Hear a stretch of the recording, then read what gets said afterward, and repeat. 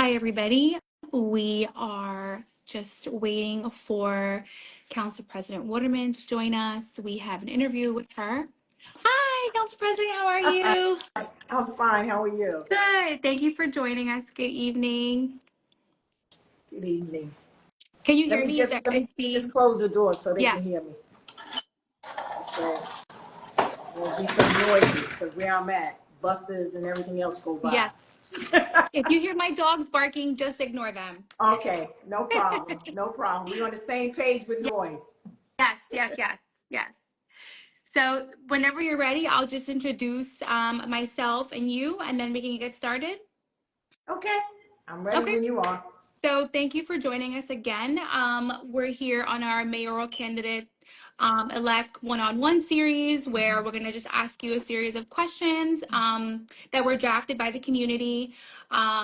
Just Yeah. normal basic questions that the community has, and to see what your responses would be, how you are going to be able to tackle these issues if elected. So, and we're really excited, Council President, if elected, you would be the first Yes, female mayor of Jersey yes, City, which yes, is really yes, exciting. yes. That is that is a super power moment, Mhm. um, which is really nice. I like that. Do you want to say anything before we get going? No, we can go ahead. You can let everybody in and we can start because I know it's an hour and I want to make sure I'm able to ask all you guys, answer all you Yes. guys' questions. Okay, so we'll just dive right in. Our first question that we have for you is, can you talk to us about plans you have for pedestrian safety and flooding issues? And what can the city do to protect our pedestrians from this new electric bike issue that we're having? Okay, now when it deals with the flooding issues, because I was around when they had Superstorm Sandy, and when I came in 2013, there was another flood. What you can do to help that is increase the pumps. Like there are certain type of pumps that you can put in different areas to help subside the flooding. So flooding to pretty much go down. So I would definitely be an advocate to increase that, especially in the flood zones, especially downtown, because downtown is a heavy Yeah. flood for us. So I will definitely increase in that, making sure that's done. And now the second part of your question I couldn't hear as well. What can the city do to protect our pedestrians from the new electric bike issues that we have? So like the electric bikes, the Okay, mopeds. okay. All right, we already have a law in place. What I am going to do is enforce it. Part Okay. of my platform is enforcement because I believe if we can enforce, especially traffic laws, it can help everybody with their behavior. I know when it comes to the bikes, they are out of control. What we are addressing now is some type of class that they must attend to know the rules that are going on, the rules that exist in the city concerning these electric bikes. Because one Mhm. thing I do find out is that when you look at the population, people who are dealing with the bikes, they come from different areas. And so often we don't realize when people come from different places, they don't know the rules that goes on with local government. So part of what I will institute is definitely making sure they have training, they go to a class, get some type of certification to say they completed the class, and those who hire them for service have a responsibility to make sure that the class is completed. You have to bring everyone involved in that Yeah. in order for it to really run. You have to. And so enforcement to me is issue, training is priority. And so as mayor, I would definitely make sure that it's done. Yeah, it definitely, I feel like it's spiked out of nowhere last couple of years with the electric bikes, but we get it. Uber Eats and Grubhub, those things Correct. are big now. So it's definitely something that Right. we heard from the residents. Correct. Anything else, or shall we move on? Oh, no, I think that would help, especially with the bikes. Like I said, I think that's really crucial. We already have a law on the books. Part of my responsibility is to make sure it's enforcement as a mayor, because the mayor is administrator of the city. That means he's responsible for the departments to make sure the work is done. And Yes. so as mayor, I will make sure that it's done, training, enforcement, and I believe with those two things, it can pretty much help us all move through the city safely on bikes. Absolutely. All right, so the next question we have for you is what can we expect from your administration, if elected, to do about the cost of living and the overdevelopment of downtown? So the rents are high and the taxes for owners is, as you know, through the roof. Okay. Part of the increase in taxes has to do with our school board, all right? Because the state is cutting school funding. And when it's cut school funding, it affects us also. So what I am doing now is making sure, and I'll tell you just to, let you know what I'll continue to do as mayor. What I'm doing now is make sure they receive the payroll tax, the funding that is issued for businesses to give an additional portion if their employees do not live in Jersey City but work here, to the school board. That's important because that will help when it comes to the funding of the school. When you help the schools get funding, we can pretty much stabilize the taxes because the school had increased at least 30% in the last 2 years. And Mm, that's why we all feel that increase with our taxes. And even though the school, don't have control over it, but working with the city, because we all have to sit at the table to work together because it affects us one way or another, even though I don't have the power authority over the school board, but because you are the mayor of the city and you know it affects your residents, you have to make sure that they get their proper funding. Just like this year, the state is cutting, I think, another 4 million from the school, but wow. the schools seem not to increase the taxes, like they did last year. And that is because we are sitting down talking to them to make sure we can work together. That is why people taxes increase. It has nothing to do with the city per se because we don't have authority over that and they have a right to increase their own taxes. But working together helps everyone out. And so when we work together, we can stabilize the taxes. That's what we have to do. And see if there are other avenues that we can help with the school board, far as maybe looking at how we can help them with different properties to bring the schools up to, a better standard, high-tech schools, see if we can work with different developers, see if they can build us a school that children can go to in a safe and healthy environment with high technology. For you who don't know it, PS number 16, the 16 school annex, okay, that Hmm. was a negotiation with the city for that developer to build that school there because we do need schools for our children. We And do. through that, yeah, and through that is part of the city's responsibility to make sure there are certain things that we can do. Now, it's not the city's responsibility to build schools, is really the state responsibility, but we see it as us working together because we all live here. And Right. so for us to pretty much stabilize the taxes, we have to make sure that we're helping our school systems to make sure they can balance their budget, all right, because it affects us. Number two is increase enforcement throughout the city when it comes to traffic, building, quality of life issues, increase enforcement there, which will help bring different revenue in, because I believe if you break the law, you should pay for it. Law is designed for people who break the law, Right. okay? And so those are avenues that you can use to help revenue to balance some of these, the taxes to stop the taxes from increasing. Those are things that you can do. So it increased because of the school levy, which we have to sit down and make sure we're working together, probably with school building, development, you know, funding, the payroll tax to make sure the school receive it, which is a priority. And this can help stabilize the taxes. And I got to say stabilize them because I know sometimes it's challenging for taxes just to drop. It's really Right. challenging because of the cost of living going up and everything is going up and even the city services is going up. But to be realistic, this is a way in which we can pretty much stabilize the taxes as we work together with the school to make sure the payroll taxes is they receive all of the payroll taxes, which is so important, Yeah. help increase our enforcement and other things like that. Leave it there. That's actually really good to know. That's really good information. I don't think a lot of people knew that would be able to stabilize the tax increases for homeowners. So that's really good. What about Council President?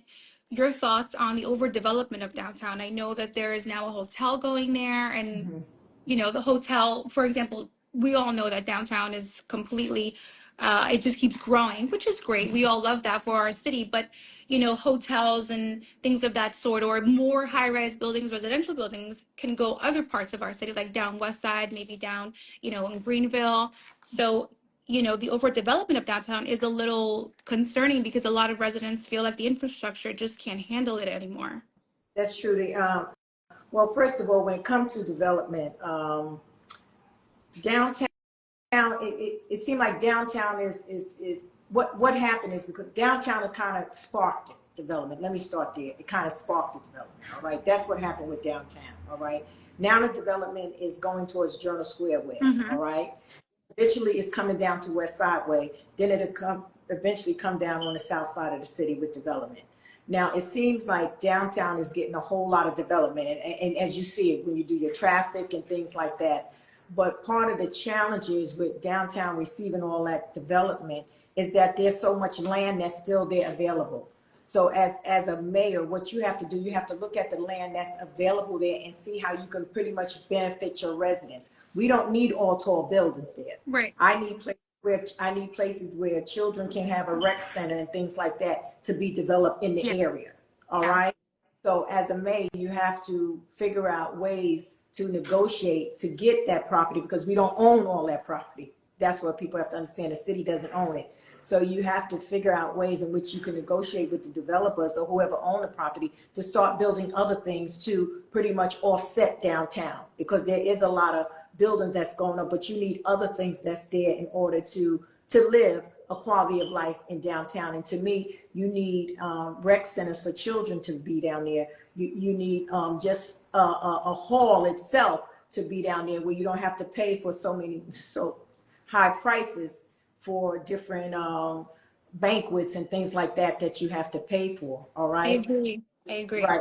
Yeah. And so for the infrastructure part, anytime that a developer builds, he have to put certain piping in there because the city will require that because it won't sustain it. Like you said, you have the flooding problem. Yeah. And when we dealt with the flooding problem, we added more pumps in there so it wouldn't flood. So that let us to know, even with all this development, we have to increase that, okay, because of the infrastructure. And the city of Jersey City infrastructure is old, period. That's what people don't realize. It is old. On the west side of town, we had about three sinkholes. And we know when you understand how sinkholes start, it really starts about there's a drip somewhere, there's a leak somewhere. And over time, this happens. And so Mm-hmm. what we have to do, we have to focus on the infrastructure downtown, the development that's gone down there. We just have to kind of change what needs to be there and give it more of a quality of life and recreational use for the people downtown. I agree. That's how we have to really handle that because like I said, if a person owns property, they own it. You understand, they own it. So you have to have a conversation to make sure that you can get other things besides tall buildings in downtown. There's other things that you need. You need grocery stores, things like that you Yeah. do need downtown, to have a really quality of life. You want to be able to walk to a supermarket, not always ride. Yeah. You want to be able to take your children, not to just one park that's close there, but you should have parks that's there. And so all of these things also can be negotiated with the land that's there, but the city would have to negotiate that. And me as a mayor, I would negotiate that because I do believe personally parks are important. I always believe that, because I had, I had four children, but one of my children died. And I do believe as a parent, to me, a park is a place that you can have family time. It's a place that you can go free. You can take a picnic basket Mm-hmm. and have a good time with you and your family, and it's out in the outdoors, and you have, air and you have recreation. It's just a healthy environment. And so when I was raising my children, I was always in the park because it didn't cost me anything to be in the park because not Right. all the time as a parent you have money to go to the movies. You don't. That's why I believe in, we do movies throughout the city during the summer. I believe in that strongly because to me, that's a good time for family to come together. Parents can be outside with their child and they can see a free movie. I mean, you go to a movie today, it's almost $30. Every parent, Yeah. you can't afford that. You, Yeah. you just can't afford that. And It's so so for me, these things are important as a mayor because I'm in for family. I'm in helping build family, and to me, those are different ways that you can build family. So that's how you have to offset all of that building. You just have to build things that family need, like I said, rec center, supermarket, daycares, things like that that you just need to survive. Me personally, as a mom, that's for me, that's lovely. I would love to see, instead of more buildings going up, I would love to see something like that being built, Correct. because it's something that we could use Correct. as residents, as mothers, as families, you know. So I think that for me is definitely a green light. Um, we have, of course, we have more questions for you. Thank you. So my next question is that you kind of touched upon it earlier with the JC public school system. So can you share your thoughts on that, and how can we get our public schools to perform to serve our students better, and how can we offer more opportunities to our youth? Okay. I believe what we have to do is really partner with our schools. I don't think people see, how important it is, partnership is. Now, I'm the council president of the city, but I partner with PS number 34. When I mean partner with them, I go to their meetings and see what I can bring as a council president to help develop those children. All right. And the teachers too, which is so crucial. And I don't think people really understand that. If we can get together and start developing different programs for them to thrive. What I did last year, it was Teachers Week, okay? And these things I think is important. It helps build the city. And I don't think people see that. It helps build the city. What I did last year, I did a Teachers Day, okay? What I did, I brought in a person who will give them massages, all right? They had breakfast. I brought the breakfast in, a person that would give massages. I brought people who volunteered for their classroom that 45 minutes. I had a volunteer list, That was okay? And people very nice. come in with their skill set, with their professional background, and teach the children their professional background for that 45 minutes, which allowed that teacher to remove herself from that classroom because they just had to have the assistant in there. That teacher had an opportunity, 45 minutes to herself, okay? And having that 45 minutes to herself to sit down, to relax, to get a massage, and just to realize that somebody really appreciate her. What that did for her, that made her go back in the classroom and ready to tackle it again, to teach more. For the children, what you have to do, you have to do the same thing for them. Give them a space, all right, after school classes where they can learn how to have dance class, learn how to know how to deal with conflict and resolution, because sometimes our children don't know that, all right? So what I did that for that day, and I got volunteers. This will help us as a society, as a city, because then we get to see how we care for one another and how important education is. We give the teachers a mindset to even be more creative. I Will be more creative. I agree. We just had one mom really quickly. I could see it here. She noted for more programs for autistic children. Yes, I think that is really, I think that's a great question. I want to just kind of throw that in there because sure. I don't see actually many programs for autistic children. I mean, correct me if I'm wrong, but I think that would be great, something to add, to the platform. I agree with her. I know when it comes to children who have challenges, there is not a lot of programs as far as public schools go, and that's why I'm saying we have to come together. That's why I keep telling people my campaign Mhm. together forward, because you really can't do this alone. No. You know, so you have to come together and start creating programs that our children can thrive on. And so with children who are autistic, you need to start creating programs for them to thrive on. And they should have that just like any other child have that. They shouldn't feel like, that they tossed aside. Because now I have a friend that deals with children with autism, and she does a fantastic job. Programs like hers, the city should be funding this Yeah. type of funding to, all right? Because she understands it, she knows, she gets it. And part of my platform is that these programs that are out here that's really benefiting us as a people, as a resident, city should be funding those programs, because the city itself can't do those things, but we definitely can support those who can do it, which is so crucial. You know, Yeah, absolutely. so I believe that as a city, those are the things that we should put on the forefront. Because like you said, we do have a lot of this building going up, but now it's time for us to just take care of the needs of, I say, the family. Yeah, absolutely. I really agree with that because again, like you said, we need to pour back into the community. We Correct. need to pour back into the Correct. families.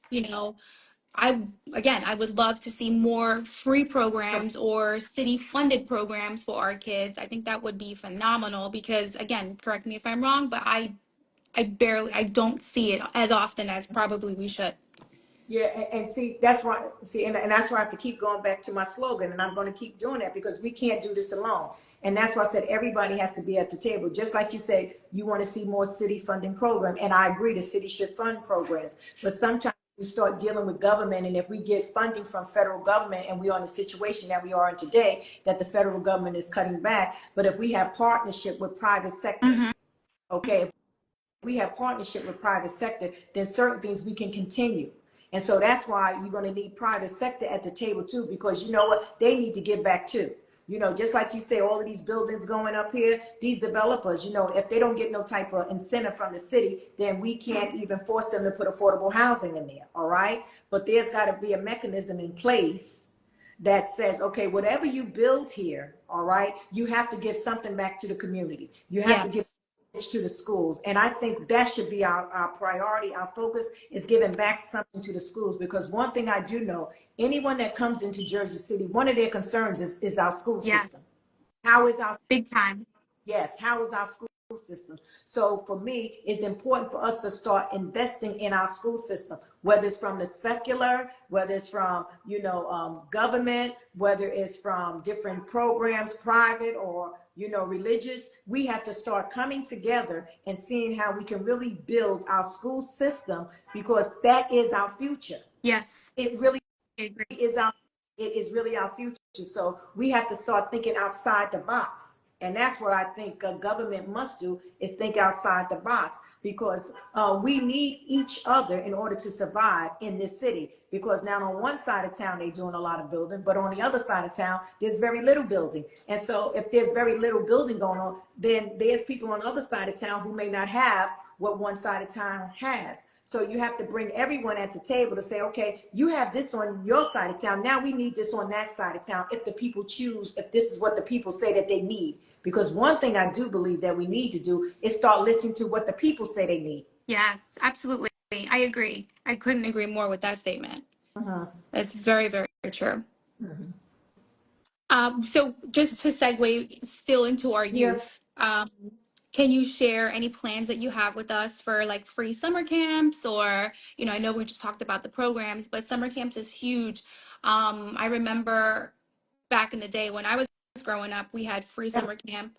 Um, and I don't think that still exists today. I could be wrong, but now I have a child and I would love to send her to summer camp. But let's face it, right? These summer camps charge an arm and a leg. Just keeping it 100, and Yeah. free summer camp would be I, crucial and vital to help. yeah. I know for us as a city, the recreation department do have certain programs for the city. All right. And you can go on the rec desk on the city website to see exactly what is available in the age criteria that is there. I Mhm. know for mothers, okay, that is something that's serious and costly. It's very costly. I know it is. Yeah. That's I had created a HOPE program, okay?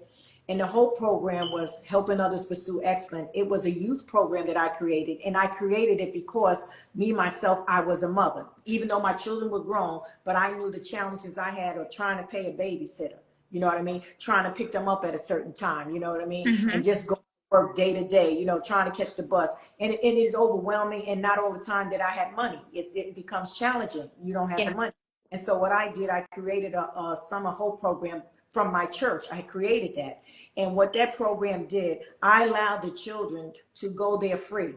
I'm telling you, That's because I understood the need. I allowed the children to go there free. The only thing that the parent had to do is just bring them a lunch. And the reason why I did that is because just in case the child didn't like the food, you know, I mean, children get funny with food. Yeah. All Yeah. right.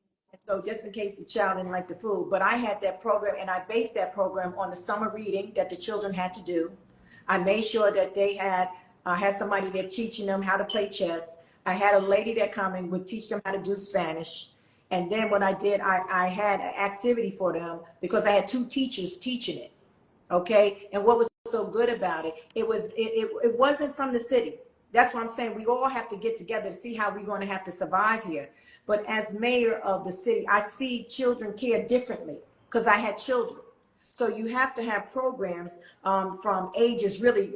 Some parents don't want their children to go from 12 months old up. It depends on the parent because I know how that is. You Hmm. understand? But I believe you should have a program at least from kindergarten up for children to go to. And as mayor, I think that that's something that we can definitely manage to do with the help of everyone in the community. And the reason why, and I have to say with everyone help in the community, being a pastor, and one thing I know is that when you ask people to do something and they see the importance of it, they will do it. You will have different parents volunteering their time. Yes. All right, because they see the importance of it. So as a city, it's programs like that that I will create from ages 5 on up because I understand the importance of it. And I believe we definitely can get it done because I do believe this, that we need to have a rec center in every ward. I always said that in every ward. We Yeah. need it. I always said that. I don't want a child coming from Ward D to come to Ward F if that's where the rec center at, because Right. that's you want your child close to home as possible, and that's Right. just the truth. Yeah. Or what if the parent can't drive them and you don't want the kid either taking the bus or having to walk? Right. Like I agree. I Correct. agree. So for me, when it comes to recreation for children, that's important to me. I'm a mother. I know what it is. That's really important. And we need those programs in order, like I say, to have a quality of life. We're missing it on that. You know, whether your child is autistic, you know what I mean? Whether your child is a dancer, whatever your child likes to do, there should be some mechanism from the city that can provide that. And I believe together we can provide that. I agree. Thank you, Council President. I love that your platform is all about giving back to the Yeah. families and the community Yes. because it is very important. We really don't see that in today's political climate, going from the top down White House, it's family and community is really who's at the forefront, Correct. struggling with everything that's been happening. So thank you. So our last and final question, which is a really good one. What is your favorite family dining spot in the city? And you can give me let's give me your like casual, and then you can give me your like fancy one. You know what? People don't, you know what I like? I really like Cheesecake Factory. Let me tell Okay. you why. The reason why I like the Cheesecake Factory, because I'm not like a meat eater. All Okay. right. And so not every place you went to at the time had a good meal with no meat. Right. That's true. It's true. Right. It's true. All the time I would go to the Cheesecake Factory because they had good appetizers that I could eat without a problem. I was going to get a decent salad. Okay. So I always I like go that. to, people don't realize, but I always go to the Cheesecake Factory because I really like it. It's not a problem. Not a That's and fast. that's perfectly fine. I think that's great. Is That's that is that your only one? Just cheesecake? for real, and then sometime, what I like to do is just go pop into any little coffee shop, like Cold Cafe, because Okay. some just like the atmosphere, Yeah. you know. And when I was working on my master's degree, a place that I stayed at was Panera's. Okay. That's good. I like their soup. Their soup is good. I like their soup. It's just the atmosphere of it. It's something about, Mm-hmm. even though I had to do a lot of reading and studying, it seemed like it was the atmosphere that I can do it in. So I would leave my house and go to Panera's to do my work, my homework, my assignments, and things like that. And so when I just want to sit down and be quiet and just drink tea or coffee, whatever, I'll just drop by Cold Cafe, and just sit there Nice. because that's what it is. And like I said, Cheesecake Factory is because they always best for me because I was a meat eater. and not everybody at the time was really making dishes without meat. It was really challenging, So but they were good. you're a vegetarian, or I eat fish though. oh, good Yeah, for you. That's awesome. yeah, yeah, Good for yeah. And I you. started with the fish a couple of years ago Mm-hmm. because I needed more protein. That's why. Right, right. Hmm. That's good. Fish is really good. I love seafood. Yeah. Well, thank you, Council President. We really appreciate you joining us tonight. We are excited for you, and good luck on your campaign. Thank Thank you, you. ladies. Yes. I Thank appreciate it. you. Thank you. Have a good night. Bye bye.